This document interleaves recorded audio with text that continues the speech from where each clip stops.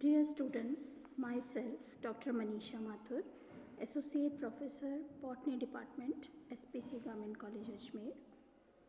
हम complex tissues के बारे में पढ़ रहे थे।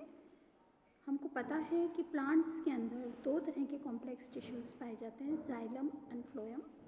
Xylem is responsible for the conduction of water and minerals, and phloem is responsible for the conduction of food material, which is prepared by the leaves.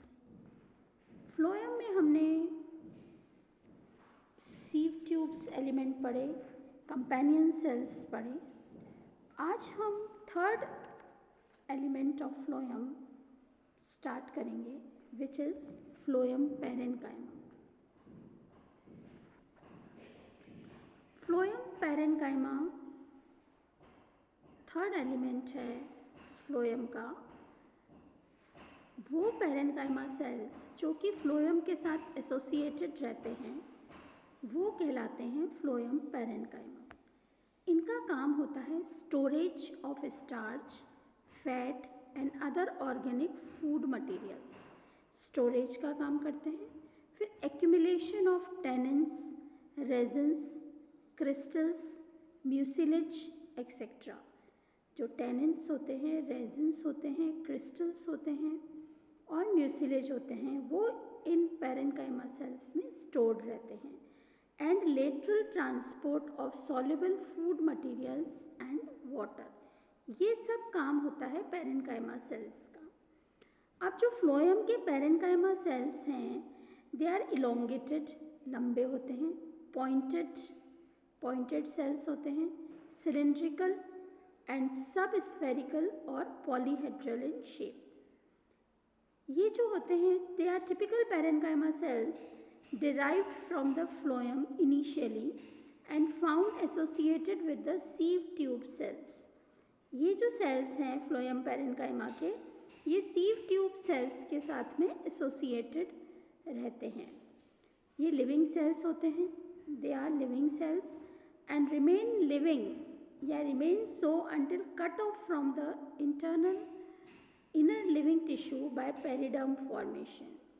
In the active phloem, these cells have only primary walls with primary pit fields, but later on they may become sclerified. The parenchymatous cells of the primary phloem, अब primary phloem और secondary phloem दोनों के अलग अलग parenchymatous sales के बारे में discuss कर रहे हैं हम।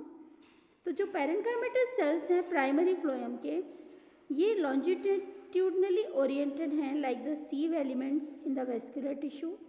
इन द सेकेंडरी फ्लोएम के अंदर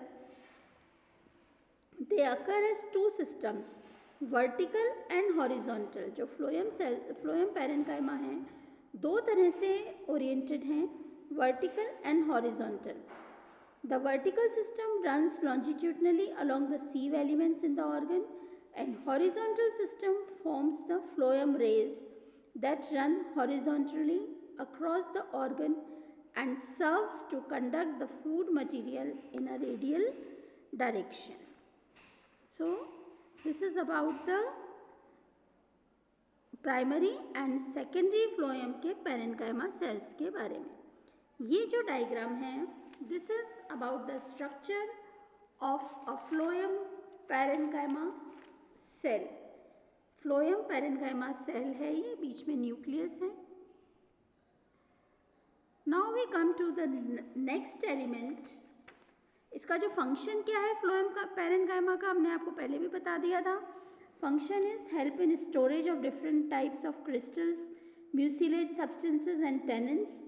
और डॉर्मेंट स्टेजेस या एडवर्स कंडीशन में starch and fat is stored in these cells for food. It is also active in conduction of liquid substances. ठीक है। Now we come to phloem fibers. Fibers जो होते हैं ये लॉन्ग स्क्लेरेन्काइमेटस सेल्स हैं जिनकी walls lignified हैं। Fibers occur in the primary as well as secondary phloem.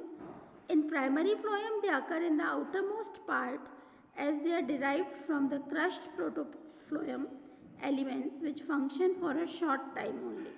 while in the secondary phloem they arise from the fusiform cambial cells as component of the vertical system. अब जो phloem fibers हैं, the phloem fibers are typically elongated cells, लंबे cells होते हैं.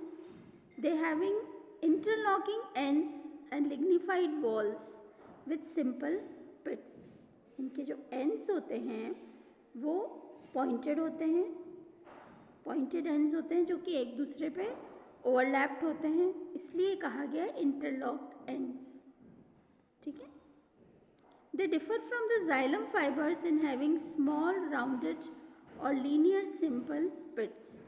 अब जो flowers हैं वो नॉन सेप्टेड भी हो सकते हैं और सेप्टेड भी हो सकते हैं, जैसे कि विटिस के अंदर होते हैं. द फाइबर्स में भी सेप्टेड और नॉन सेप्टेड. एट मेच्योरिटी दे में बी लिविंग और non living. Rotation of cytoplasm in phloem fibres suggests that they में conceivably play a role in transport of materials in addition to providing support. Support तो provide करते ही हैं और transport में भी help करते हैं ये. तो फ्लोएम, ये डायग्राम है फ्लोएम फाइबर्स का. यहाँ पर हम देख सकते हैं इस phloem fibres septate and non septate, दोनों तरह के फ्लोएम फाइबर्स हैं. The F diagram and G diagram, unseptate and septate phloem fibres respectively. ठीक है ना, ये फ्लोएम फाइबर्स का डायग्राम है एफ और जी वाले.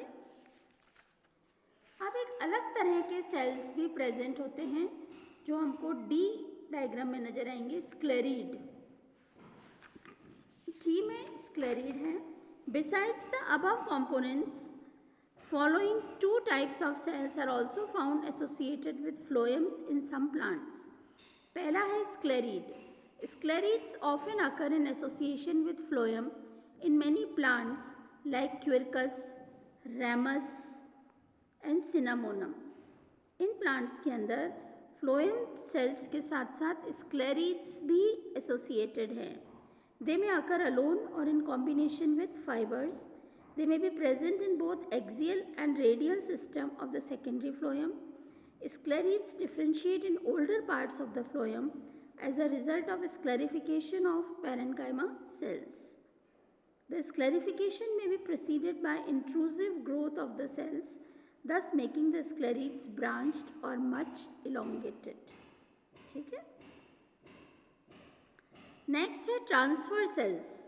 Transfer cells एक अलग तरह के सेल्स होते हैं जो कि कंडक्शन में हेल्प करते हैं फॉर अ शॉर्ट डिस्टेंस. से बड़े बड़े प्लांट्स होते हैं, ट्रीज होती हैं, तो ये कहा गया है कि ट्रांसफर सेल्स जो होते हैं वो शॉर्ट डिस्टेंस ट्रांसपोर्ट में हेल्प करते हैं. तो beside the above components two types of cells are associated. पहली है स्क्लेरिड, दूसरा है transfer cells. The phloem cells which are responsible for short distance transport of metabolites are named as transfer cells. ये responsible होते हैं short distance transport के लिए. These cells are characterized by wall ingrowths and a cytoplasm rich in organelles. ये जो cells हैं ये characterized हैं ingrowths के, wall ingrowths and a cytoplasm rich in organelles. They consist of a specialized form of unlignified secondary cell wall deposited on the inner side of the primary wall. The plasma membrane of the cell follows the outline of the wall ingrowths. Plasmodesmata usually occur between the two adjacent transfer cells. दो transfer cells के बीच में plasmodesmata is present. ठीक है. The dense cytoplasmic content of transfer cells have a large, often lobed nucleus. Numerous mitochondria lobed nucleus पाई जाती है transfer cell में. कई mitochondria present होते हैं, डिक्टियोसोम्स प्रेजेंट होते हैं, राइबोसोम्स होते हैं, ER होते हैं, endoplasmic reticulum. Sometimes microbodies with crystalloid cores are also present in these cells. Mitochondria are often closely associated with the wall ingrowths. Transverse cells are particularly common in minor leaf veins and at nodal regions of the shoot.